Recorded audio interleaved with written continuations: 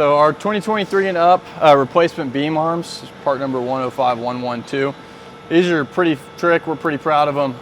All billet aluminum for the arm itself, and we remove a ton of weight. So this is all unsprung mass. You want to reduce the amount of weight in your beam arm or radius arm. So we have all billet, real thin but super strong. We're able to machine out material to save weight without compromising strength. We did something pretty cool.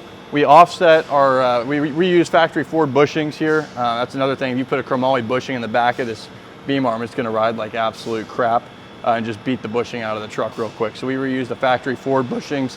So you can buy them from Ford if they ever wear out. But we offset that bushing at a 5-degree angle. So this arm's actually not straight in the truck. It's offset 5 degrees inwards.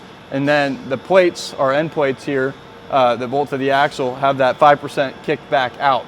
And so what does that 5-degree angle do for you? That's gonna allow this tire at full lock to have more room, so you can run a wider wheel, wider tire, and you'll have more clearance because of that offset. So up front on our end plates, this is gonna incorporate our limit strap mount right here. Bolts to that billet plate. On the bottom, we have an adjustment caster bolt. So that's gonna give you full caster adjustment in the truck. And then on the top, it just reuses the factory Ford bolt. So that's kind of pretty much everything to our beam arm setup for these 2023 and ups.